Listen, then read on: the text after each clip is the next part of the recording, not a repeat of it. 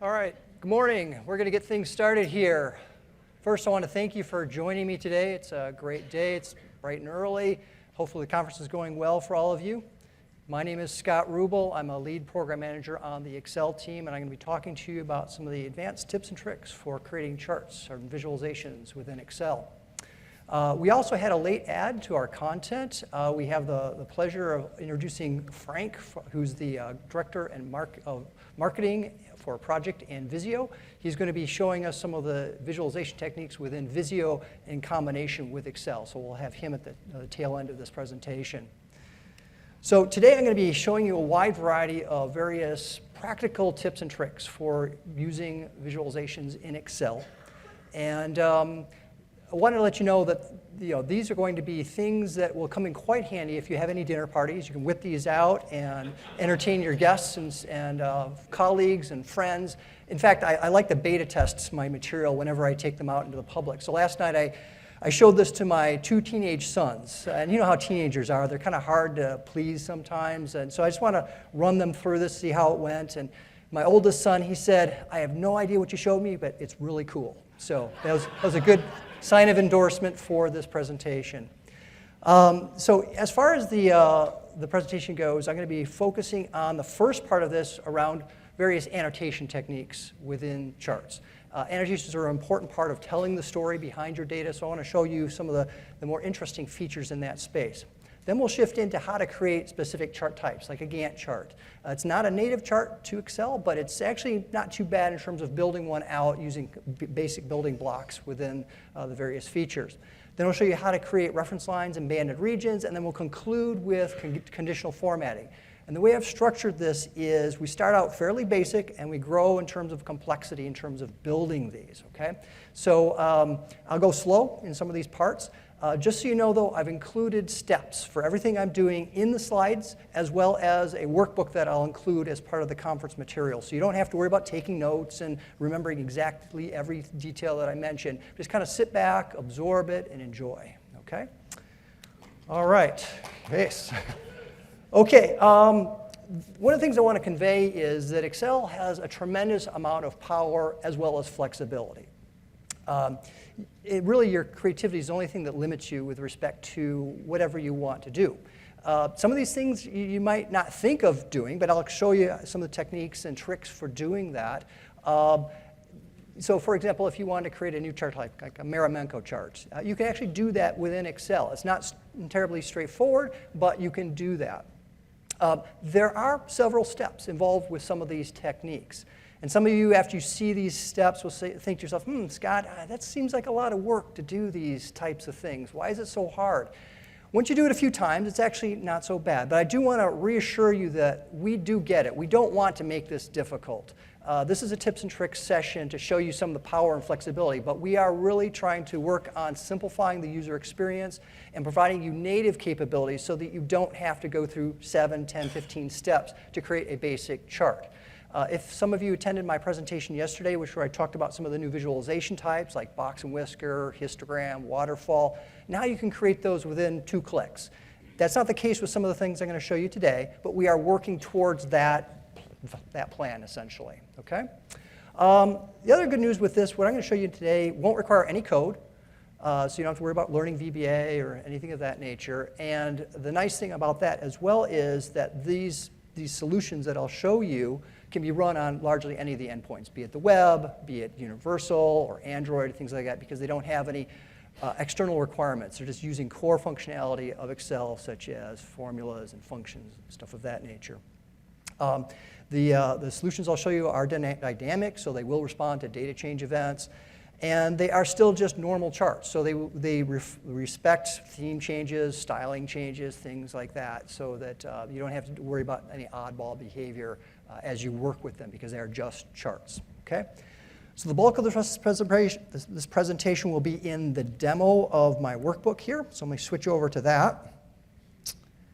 And as I said, we're going to start off fairly basic and build up the complexity as we move along. And if you have any questions, please just raise your hand, stop me, ask, and we'll go into it. In fact, we've got some swag here for anybody who asks a question. I'll give you a free book to take back with you. All right. Okay, so we're going to focus on annotations of our chart as a starting point. And the thing that we're going to strive for is, this is the end product that we're shooting for right here, where we want to label one data point with some very specific information. A lot of times this is important to call out aspects of the data set that you want someone to take note of. All right, so that's the first one we're going to work on. I'll go back to our original data set here, and we're going to create a basic column chart. Go up to the Insert menu, and nothing too exciting about that. But the guy that we're going to be working with is this chocolates column here. So I'm going to get rid of this title for a moment. Doesn't need any extra emphasis on that. So a feature we added in Excel 2013 was this ability to create callouts for particular data points. So what I did was I first clicked to select the series, and then I'm going to click again to select this individual data point, right-click, and then go down to, let me get down to this here real quick. Add data label, and then this item called add data callout. When I select that, we put a default callout on here, which gives you the label of the data point as well as its value. But I'm going to change it a little bit. So I'll select this guy and move him off to the side here. And I'll stretch him out a little bit. And the nice thing with these callouts is you can pretty much put whatever information in here that you want. So for example, if I want to label this as best product, and we'll highlight that guy. And then if I wanted to add additional details to this, such as I want to pull in the profit for that particular thing, I could put another label in here, call it profit. And I want this to be data bound. I could type that value in there, but that kind of defeats the purpose. So what I'll do again is I'll right click on this, and I'll go down to the item we call Insert Data Label Field. And that allows me to select from a series of predefined values, such as the value, series, and category. Those aren't the ones that I'm looking for. The one that I'm after is choose from cell. When I select that, it brings up a little dialog here, and now I can pick any cell to bind to a particular field in my callout. So in this case, I want the chocolate. So I'll go ahead and select that guy and insert him. So you can see now I have 60 represented in there that is bound to my data set. And if let's get out of this view here. If I change this value, let's say it's 200 now, that will automatically update. Okay? So again, that's a feature within Excel 2013 that we allow you to basically bind to data in various fields and add these callouts. Now, if I want to dress this up a little bit more, I can change the formatting of it. I'm going to double click on this callout, which will bring up our formatting object task pane. Yes? Is there a way that you could have, instead of having to select the cell, that it could look at the column name and find it in the chart so that you didn't have to? Like a VLOOKUP? So that it would know, okay, we want chocolate, and it would pull in the profit. We don't support that. It's a direct cell reference that we support in the callout feature. Okay? Sure. Is there a way to set that automatic? So, for example, I want the callout to be dynamic, finding the maximum column. Can you set it up? Because it's a dynamic. Yeah, so in that case, you'd have to create a formula in a cell that finds the maximum value of the values that you're looking in, and then bind to that particular cell that has the formula in it. Okay? So there's a few tricks you can play with the formulas, and I'll show you some other examples of that as we move it through this. All right, we're going to change the formatting of this to dress it up a little bit here. Change the fill to, let's say, a gradient fill. Makes it match the series a little bit better. So there you have it. There's our first call out, annotating a particular data point and providing additional information. Yes?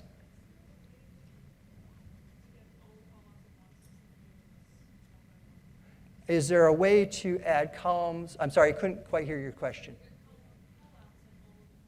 Yes.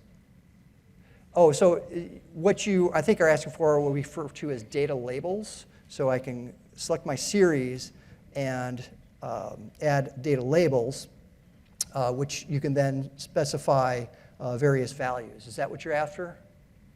Okay. So yes, the callout is specifically for a single data point. The nature of the name is callout, so you're calling out a specific thing in that case. If you want to label all the data points, that's a data label, essentially. All right? Let me move on to my next example. I'm going to get rid of this guy. And we're going to create a scatter chart. So sales versus profit. Scatter chart. Now, this is a fine-looking scatter chart. However, what we get asked quite a bit is, what do all those dots mean? I mean, I need some reference back to the actual labels that they refer to. I don't know what product the particular data points refer to. So what I'm going to do is create labels for each of these guys. Let me get out of this real quick. So I'm going to add data labels to all of the points. But now I need to modify these data labels. They are giving me the value axis, the vertical axis value, which arguably isn't terribly useful because it's already there. You can just scan across to the left. So what I'm going to do is select these guys, go over to my Format Object Task pane, and you notice there's a variety of different options for us. The thing that I'm going to do is go value from cells. First, I'm going to turn off the Y value. Again, that wasn't useful. But I'm going to go value from cells.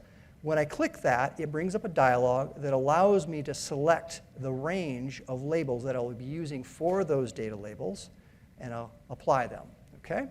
So now we have nicely labeled scatter chart. I can stretch that out a little bit, and then I can move individual items if there's some occlusion, and you can see that more clearly. So there you have it, okay?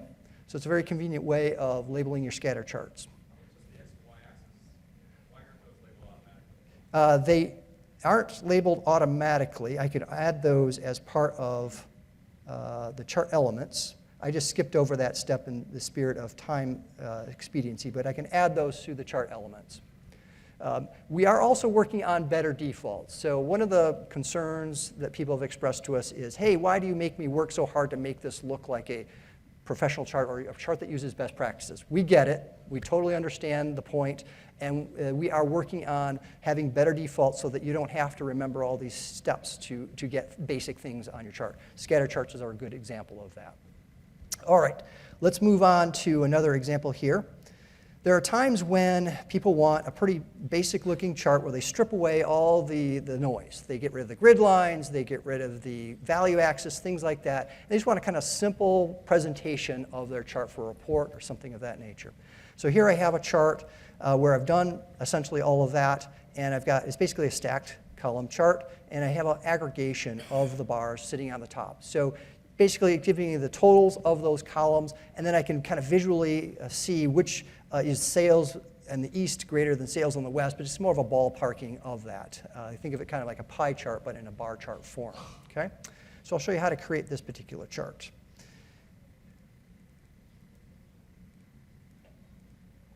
All right, first thing we're going to do is create our base chart. And again, this is a stacked column chart. Stretch him out a little bit. Get rid of a few things here. Okay, now to get the aggregation of these columns, I need to add a new column to my data set. So we're going to call this sum. And because my chart is bound to a table, it automatically will add these values to the chart. I don't have to manually do that. All right, so I'll go ahead and hit equal here. We're going to add the sum of the east plus sum of the west. And it'll fill down, which is that normal behavior of the table. And as I said before, the table is bound to the chart, so it adds it automatically. Now, these are gray bars here, not terribly appealing, but we're going to use them as a way of putting on a label at the top. Okay, so I'll go ahead and add my data labels, and I'll bring up the Format Task pane for these things. What I'd like to do is show them on the inside base to get them closer to the top edge of the other bars, okay? Let's hide this guy for a moment. Actually, no, what I'll do is I'd like to now get rid of the gray bars themselves. And this is a very common technique. What we're doing here is essentially using this additional series as a placeholder so that we could draw other things on the chart. In this case, we're going to essentially put labels on the chart being controlled by this. We call it phantom series or dummy series, things that are just behind the scenes that allow us to control through data the drawing of these things. So we essentially want to get rid of the actual look of the bar. So we're going to go no fill on these things, which essentially hides them, okay?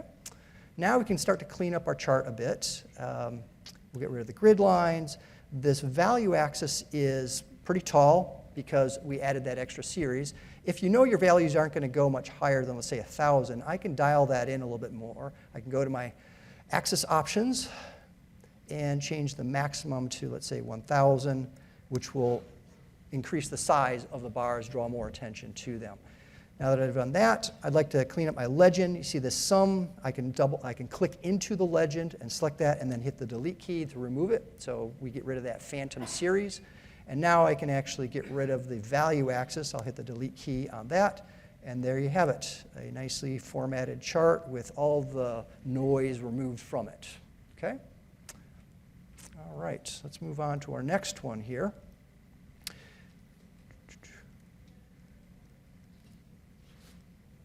All right, next up is creation of a Gantt chart. Gantt charts are a very popular chart type in Excel. People use Excel all the time for doing project management, things of that nature. You'll need to lay out your data in this format where I've got task, start date, and duration, which is the basis of most Gantt charts. And then we'll be able to create a Gantt chart similar to this. Okay? All right. As I mentioned before, we're going to start to increase the complexity a little bit with these. And with this particular one, I could start off with creating a horizontal bar chart or stacked bar chart like this, but it's kind of a mess. It's not even close to where I want to end up. And you'll actually wind up spending more time rejiggering this particular one than just starting from scratch. So that's what I'm going to do, is basically start with a blank chart and build it up from its constituent pieces. Let's go and create our stacked bar chart here. It's blank. And now I'm going to add in the series that I want to build this thing up. And the way I do that is by going to the Select Data dialog. Now, some people are a little intimidated by this dialog. There's a lot going on in this space, but it's doing some basic things in that it allows me to work with my series, which is the left-hand side of the dialog, and then work with my category, which is the horizontal axis, or in this case, the vertical axis, and those labels. So what we're going to do here is we're going to add a series to the chart. We'll click the Add button. It brings up a dialog where the first item it's asking for is the series name, which will be the start date. We'll select that. And then I'm going to select the series value. And you can see it's starting to build up the chart behind the scenes. Click OK. And so you can see now I've got a start date that's been added as a series. And then it added in some default values for the horizontal or category axis. We'll work with that here in a second. Now I want to add the duration, so I'll go ahead and add another series. Select the duration cell, and then add its values. And you can see those are the actual floating bars that we're going to have in our Gantt chart. So we're starting to take shape. It takes a little bit of time, but it's starting to take shape. Now let's do something about these values here, the 1, 2, 3, 4. That's just the default stuff that we throw on a chart if you haven't specified the values for your category axis. So let's go ahead and fix that. We'll click the Edit. And again, it brings up a dialog that allows me to specify the range that defines those labels. So I'll go ahead and select my tasks. And now I actually have something that's starting to look more like a Gantt chart. If you look closely, though, let me expand this guy, you'll notice that the labels are in reverse order. So for example, I've got customer research at the top for my top task, and it's at the bottom of my chart. Don't really like that. I actually want the chart to reflect the data structure as best it can. So what I'm going to do here is bring up the Format Object Task pane again, and I'm going to go to an option under Axis Options called Categories in Reverse Order. Okay? I'm going to click that guy. Yeah, sometimes the screen gets locked with the zooming capability. Go back to here. I'm going to click this guy, and it's going to flip the categories. So now they match those in the actual grid. And it also moved the dates to the top of the chart. So that's just a technique that you can use for this particular purpose. OK, now I don't really like my bars sitting out here in space. I want to move them right next to the edge of my axis because that's the beginning of my project. So my project starts on 1/1/2016. So let's go ahead and see what we can do about that. So I'll double click on this again to bring up the Format Object Task pane for my axis options. And let's take a look at the min and the max values. You look in here and say, there's some odd numbers in this area. It's like, what is that? Well, that is a reflection of the fact that this axis here is actually a value axis. It's not a date axis. It looks like a date axis, but that's only because the values are formatted as a date. Okay? In Excel, we don't have strong data typings. This is kind of one of the artifacts of that situation. However, we can still work with this. This number represents the number of days since the beginning of January 1st, 1900. okay? Now, you may be thinking in your head, like, all right, how am I going to figure that out for just January 1st, 2016? It's not something you just kind of know off the top of your head. But here's a really good technique. All you need to do is type the actual date in this field, and we will automatically do the calculation for you. Okay? Granted, not terribly obvious, but it works just fine. You could also type in the value if you know the number of days as well. Okay, so we now have our Gantt chart starting to take shape here. Let's get rid of these blue bars. This is a technique that I showed you earlier with the previous example where I click on the fill bucket and I go to no fill. And essentially, that is our Gantt chart. Okay? The good thing about this is it's all data bound, so if any of these values change, like say the competitive research takes a little longer than anticipated, it dynamically updates. You can create a template out of these things and reuse them, just changing the data. So it may take a little bit setting this up initially, but you can reuse it time and time again just by changing the underlying data. Okay? Can you add a new row? I'm sorry? Can you add a new row to this? Can you add a new row? You can, but because this is not a table, if we're a table, it would automatically add it to the chart. This is just a straight range, so I would have to manually add that value or extend my range to the select data dialog. But it's entirely possible. Yes? We wanted to add like a reference line in there, so like a weekly update with our team to see, okay, here's the actual data, Yep. how long we Yep. invested there. How would we add a reference line? Great question. In fact, that's a perfect segue into my next topic, which is on reference lines and banded regions. So you get one of these books afterwards, okay? Thank you. Okay, so reference lines and banded regions. This is another commonly requested feature in Excel. And as I said, we do get it. We understand the importance and value of these things. In fact, we are working on designs to deliver this as a native capability as I speak. But in the meantime, there are some techniques you can use to get around the limitation today. And in fact, in some ways, the plus side of some of these techniques is the thing I'll show you here actually works in many versions of the past. So these techniques will work all the way back to Excel 2007. Okay, so if you're in an older version of Excel, you can still use these techniques. All right, so what we're looking at here are a number of reference lines and banded regions. And you can imagine a scenario where, let's say you have a manufacturing process where you're monitoring the weight of things coming off an assembly line. So let's say you're making pen barrels, something of that nature. You don't want to put too much material into the pen because that's just a waste of money. And you don't want too little material to go into the pen because it'll be fragile and it can break, something like that. So what you want to do is monitor by taking various samples at various times to make sure that you're in compliance with this target zone, okay? And you can establish what the danger zone is or the best zone for you to be operating in. So you can apply this to manufacturing processes. You could apply this to maybe your finances, tracking those over date and time. It could be your blood pressure, a wide variety of different scenarios in that space. So let's go ahead and build up this chart.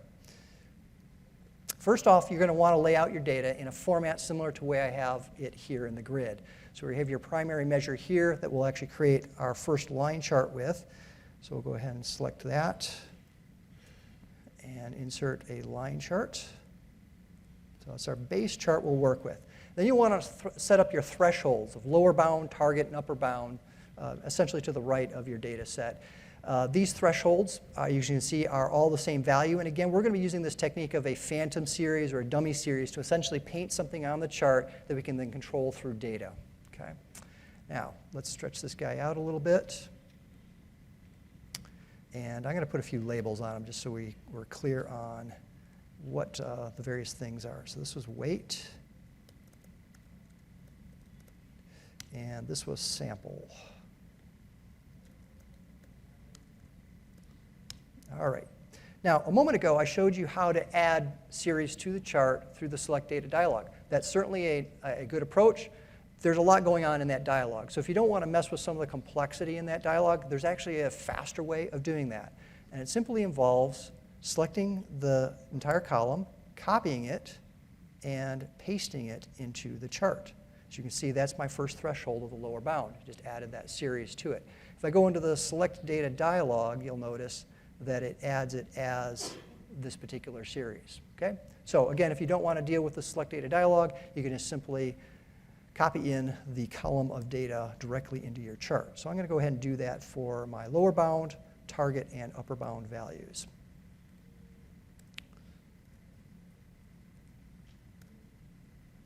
Okay, we now have our 3 thresholds.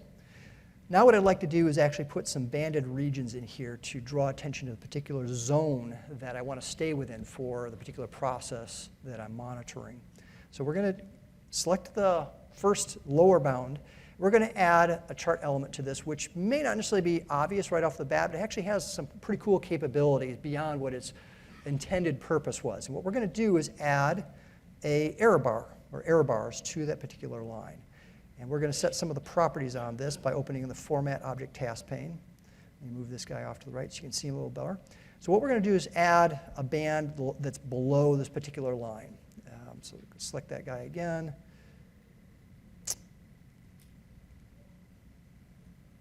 And I've got to get my error bars back. Options. Okay. What we want is the direction to be in the negative direction. So we can have positive, negative, or both. Let's go minus on that. We don't need an end cap. That's a little hash mark at the top. And we want to change the fixed value, that being the height of the error bar, to something that is respective of the band that we want to create here. So I'll hit Tab, and now we can actually see the beginnings of that region take place. We're going to need to change the formatting on this so that it actually looks like a banded region, not just a bunch of lines. So we'll go over to the paint bucket here. We'll have let's go with a yellow fill, and we're going to make it nice and thick so that it fills up that entire region, okay? So essentially, we're just looking at error bars that have a very wide width to them. Let's tone down this particular reference line so that it doesn't stand out so much. We'll go with kind of a charcoal look and make the line thickness a little bit thinner on that. We're going to do a rinse and repeat on the other 2 reference lines now. So let's look at our target line here. We're going to add error bars to that guy. And in this case, we want both the positive and negative direction for that error bar. We don't want an end cap. We're going to set the value to 20 above and below that particular point. Change the formatting on it once again to it's a good section of the chart to be in, and we'll increase the width. Okay? Now, we don't really need this center line, so we're going to use one of our techniques before, as we were showing. We're going to just get rid of that line so it doesn't appear in the chart. And we're going to do the same thing to this top reference line here. We're going to add error bars like we were doing before. We'll go back to more options. This time we want these to go in the positive direction, no end cap, fixed width of 20. And we have the formation of that. Now let's set the formatting once again to a red color. I don't really like these reds, so I'm going to go to more colors, give it a little bit nicer looking red, something that's not too overbearing. And we're going to set the thickness to 20 pixels. All right, let's tone this guy down a little bit. Make him a little bit thinner. And there we have the basics of our banded regions and reference lines. Now, there's a little bit more cleanup work we can do in this space. If we know our chart's not really ever going to go above 140 or below 60, I can restrict the min and max of my value axis. I'll double click on the value axis, bring up the axis options. We'll set the min to 60 and the max to 140. We'll tighten up that range a little bit. And what's also nice about these reference lines is, again, they're just series. So we can add any other chart elements to them that we would like. Earlier, I showed you how to add a call out to a particular data point. So effectively, this is a data point. So if I want to add a call out to that, I'll right click, go down to Add Data Callout, and now I can put a specific label on that threshold that is a little bit more meaningful than these values here. We'll call this Danger Zone. All right. So there you have it, reference lines and banded regions. Yes? So for the center one, you had that fixed 20? Yep. What if those other 2 reference lines vary? If the other 2 reference lines vary, you can change the values, that the thresholds. Back in the grid here, we can change these values here to change those thresholds, if that answers your question. Right, so like highlighted region is plus or minus 20? Yes. Around that little line? Yep. So if one of the other bounds come into it, does it still highlight the 20 or? It would. So the question is basically, would the upper and lower bounds still highlight just that fixed range? They would, and so that means you would have to manually go in and change those unless there's some way you can dynamically change them in the grid through formulas. Okay. Another question, yes? Can you use the formula to set the min and max on the axis? The answer to that is no. However, that is a very highly requested feature, and we actually are spinning up plans to implement that capability in another release in the future. So yes, that would be awesome. And we want to take it beyond just the value axis. We want to actually allow you to bind properties of any nature in the chart to the grid. So that's something that we are definitely planning on doing as well. Okay? All right, let me move on to the grand finale, which is conditional formatting. And then I'm going to turn over to Frank to show you some of the Visio visualization. I'm sorry, do you have a question? I'm sorry, couldn't hear that last part.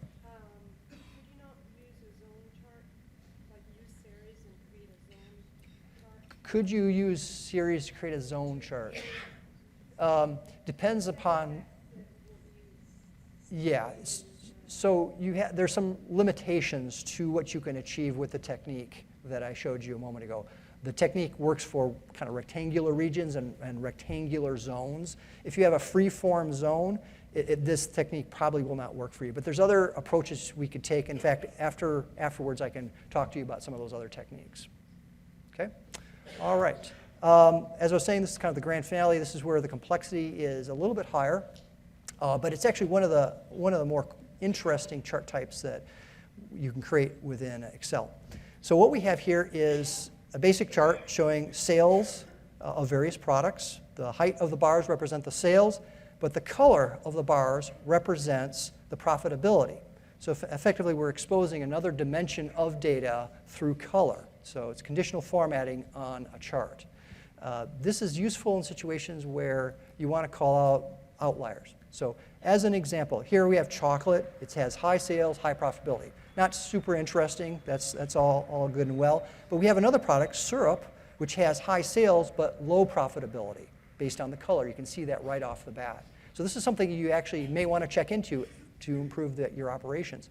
Here's another case where we have dried pears, which has low sales but high profitability. So maybe that's a case where you want to increase the amount of sales through some other mechanism to take advantage of that high profitable product. Okay? So very useful chart type. Let me show you how to build this up.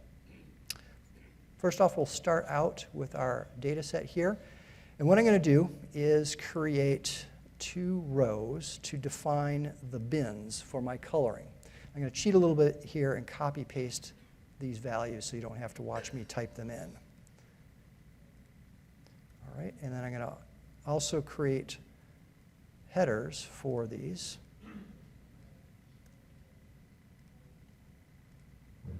All right, okay. Let's go ahead and create our first chart, the base chart. We'll insert a column chart. Stretch that out a little bit. And we don't need this guy right now. Okay. Now what we'd like to do is control the color of each of these bars independent of one another. We're dealing with a single series chart, which by definition has a single color. So effectively what we need to do is split this single series chart up into multiple series. We're going to effectively create 5 different series that all look like one series, but that allows us to control the color independent of each other. So the way I'm going to do that is change the data binding in my table here. As you can see, when the chart is selected, we have these colored regions. These are called foils. I can actually drag those to different parts of my data range. So I'm going to go ahead and grab this and drag it to this first column. That blanks out the data in my chart because there's nothing there yet. And then I expand this across the 5 different bins, effectively, that we're going to populate here in a moment. Okay? Now, the concept here, it takes a little bit of getting used to, but the idea is as I put values into these cells, those will start to show up in the chart. But if I put them in different columns, they will effectively be different series. There'll be 5 series in total when it's all said and done. So as an example, I'm just going to go ahead and type in 2,250 into this, and the bar shows up in my chart. Okay? Sure.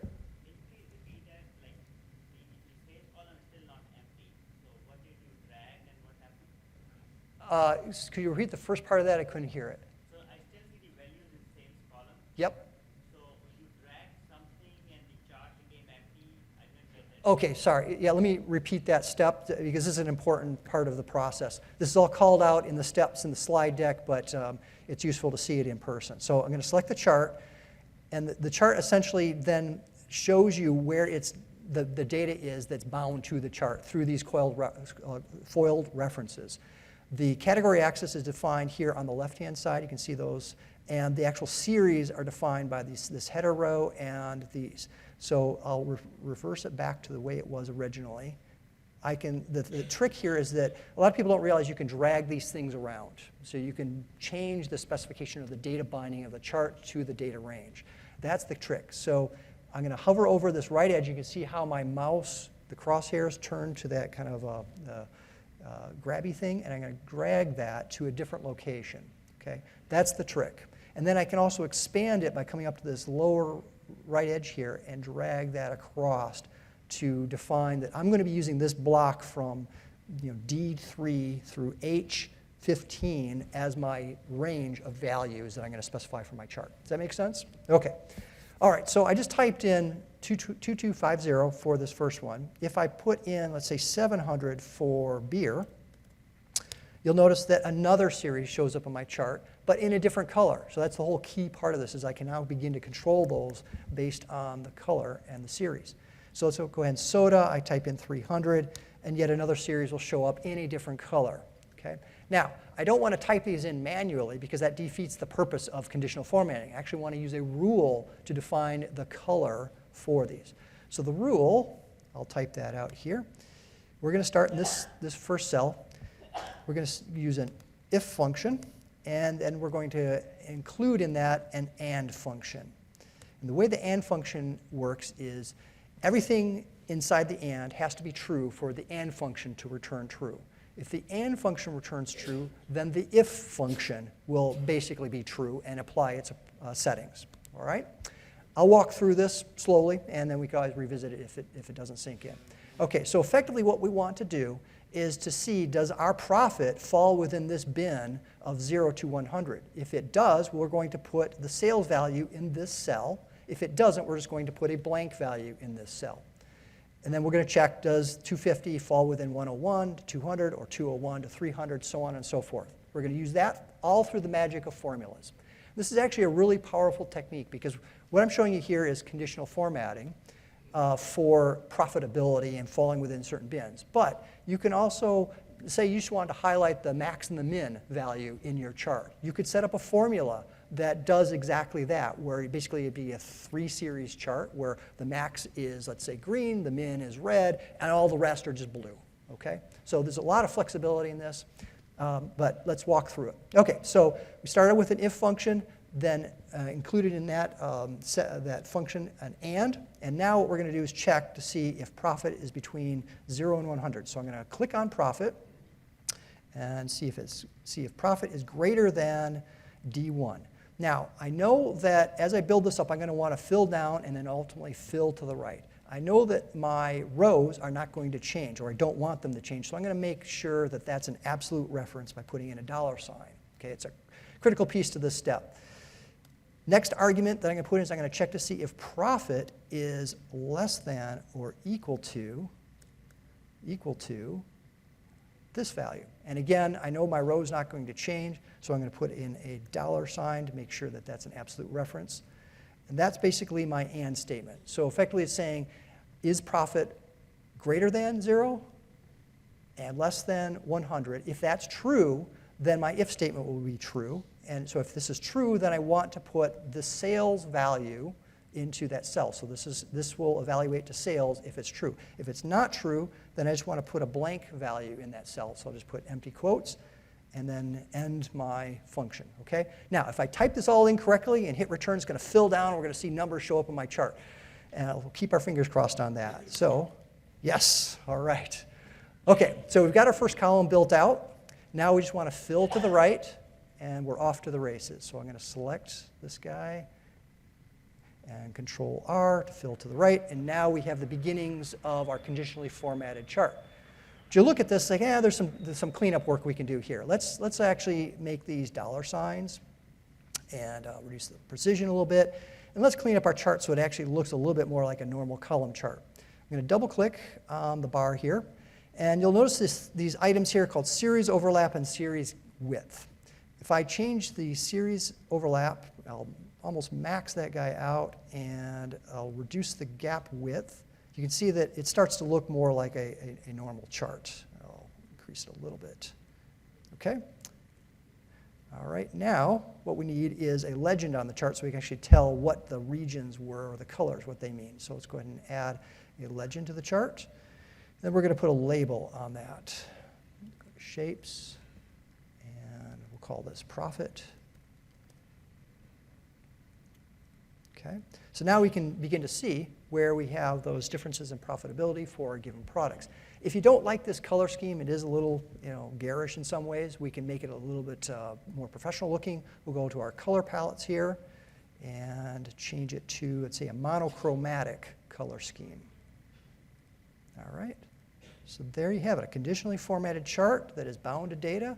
So if the values ever change, so if, for example, if the profitability of chocolate ever changed to, let's say, 100, the color of that bar will change dynamically with the data. Okay, yes?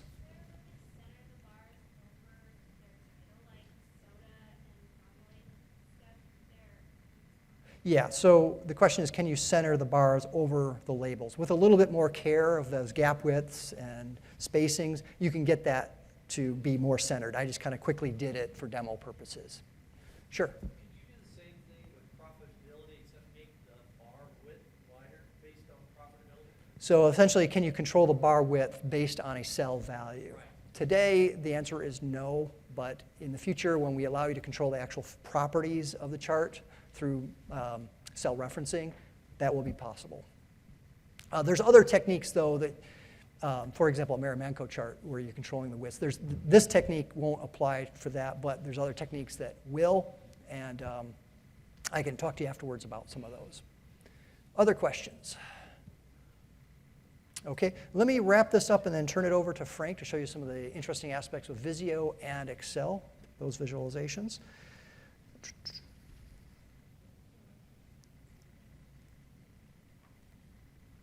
All right, I'm going to jump right to the end here.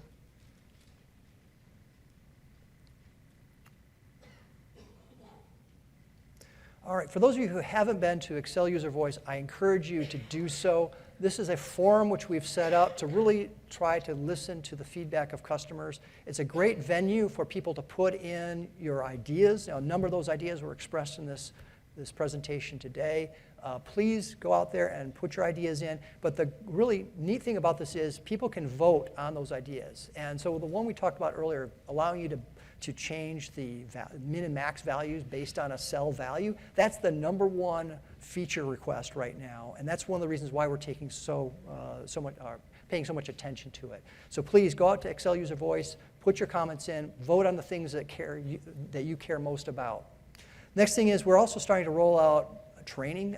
There's some on-demand training right now. This particular one is all about Power Pivot and Power Query, but we're going to start to roll more of those things out in the near future. And if you're interested in having like tips and tricks like this, let us know, and we'd be happy to put those out on the web as well. There's a bunch of resources available to you. We have our Excel blog, which we pump out articles on a regular basis. We also have Excel help topics, and there's a wide variety of resources out on the internet. If you just simply search for Excel charting tips or Excel charting tutorials, you'll find a ton of these examples out there that are pretty straightforward. You can walk through step by step. Okay. There's a few more sessions coming up this afternoon. Encourage you to take advantage of those. There's some really great presentations, and I wanted to thank you for your time, and we've been taking questions throughout this. What I'm going to do is move off to the side and let Frank set up, and while he's doing that, please continue to ask questions along the way. And I'll have a whole bunch of these books afterwards. I can hand those out, okay? All right, it's all yours, Frank. Thank you.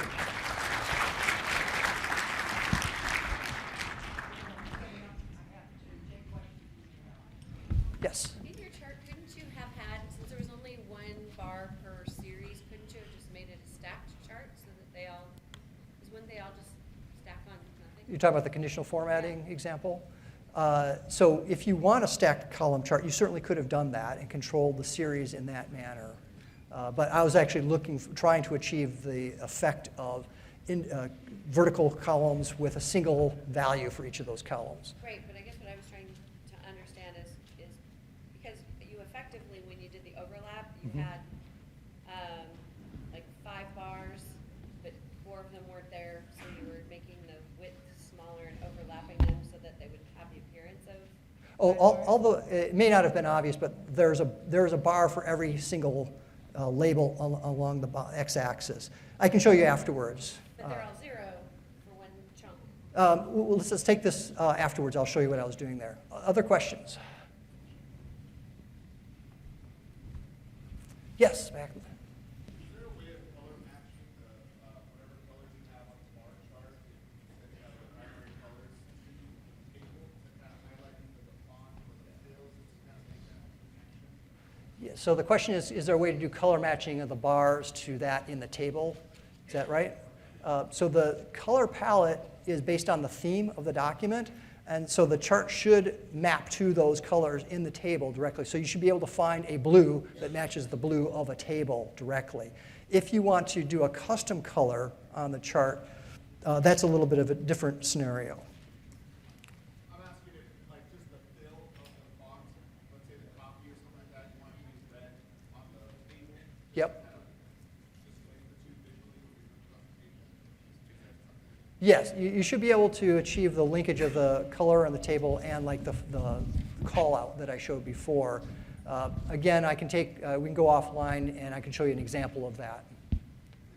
All right, let me turn it over to Frank. He's going to talk about Visio and Thank some you, word Scott. process flow. We're watching every one of you, or most of the guys and girls, go out of this room. I was feeling like singing that song, Please Don't Go. I'm begging you to stay. You know, it's like, hey, my audience is going away. All right. Okay. I have just five or 7 minutes to take you through this. We asked the question, we do a lot of visualization with data and charts and a lot of the cool Power BI stuff that you have.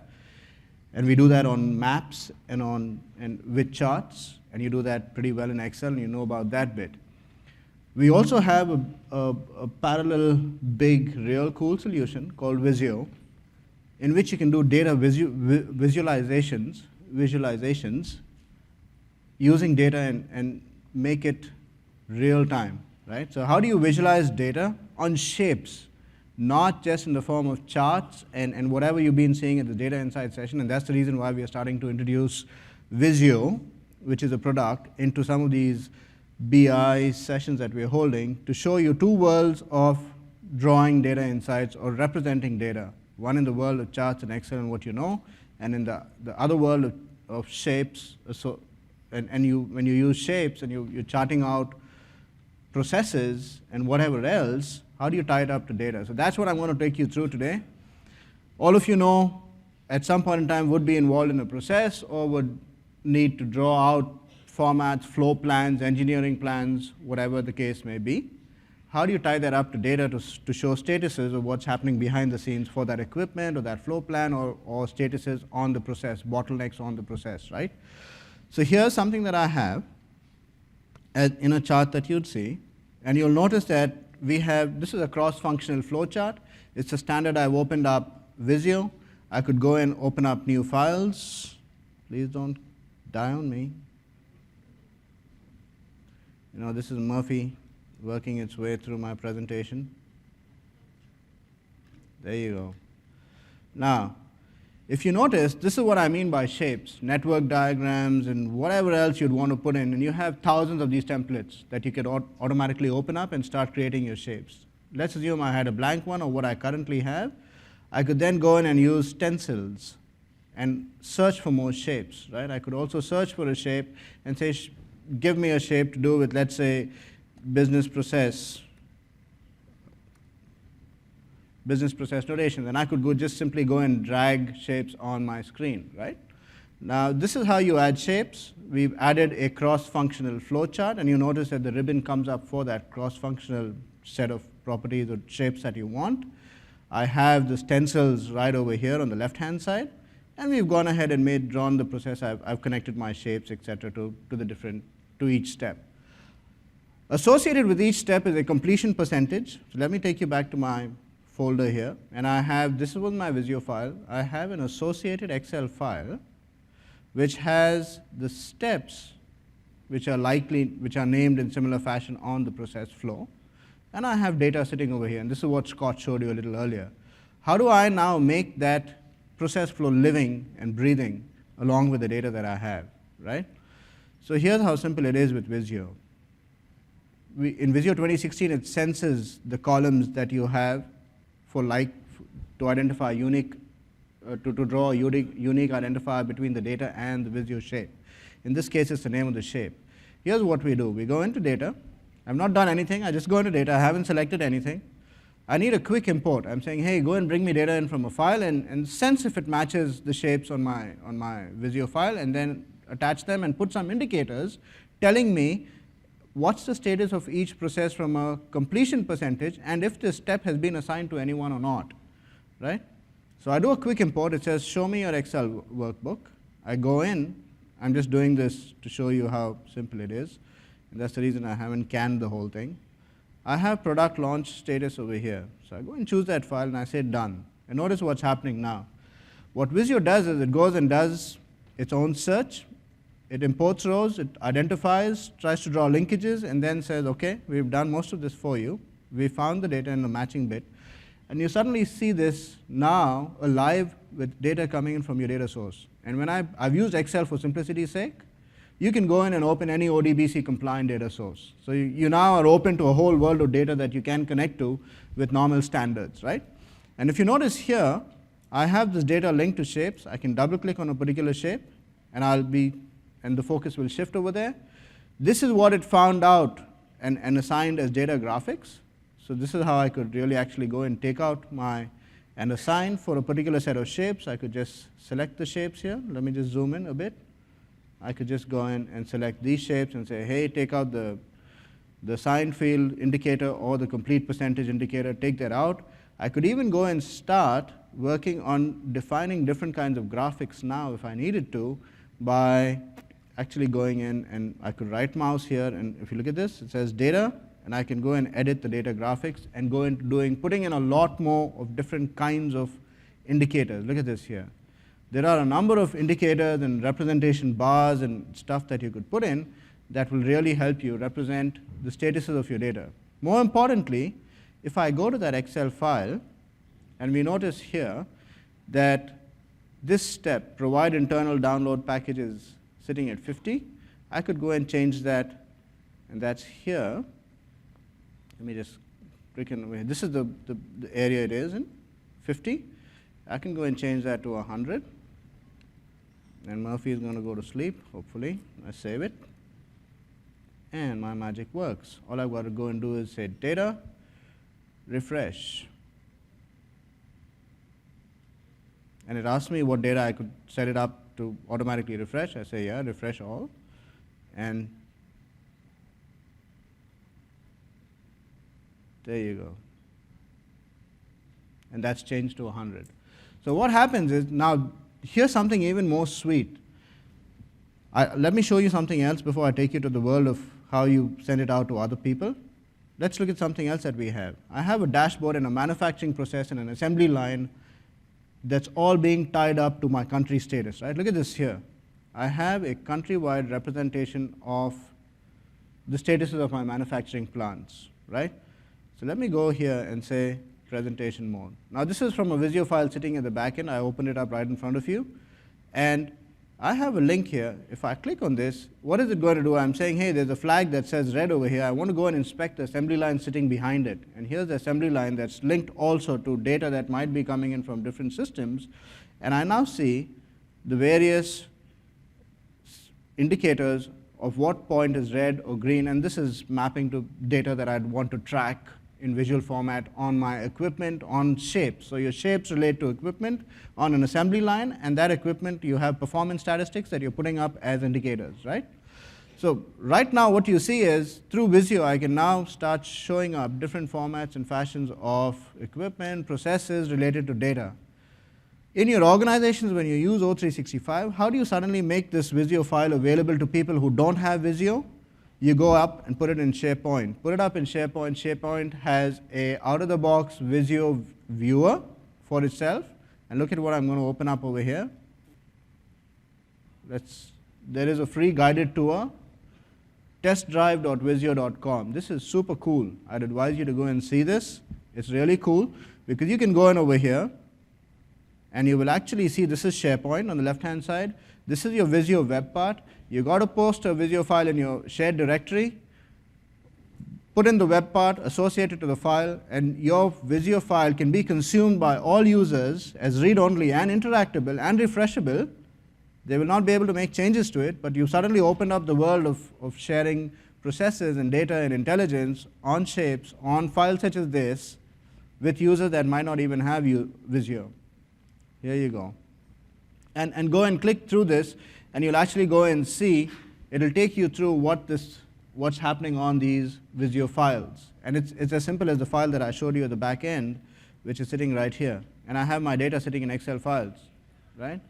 And it just gets even sweeter. You can do HR charts, organization charts, timelines, mind maps. There are thousands of templates and shapes and formats that you can use to represent your processes, your information, and tie them up to data, most importantly.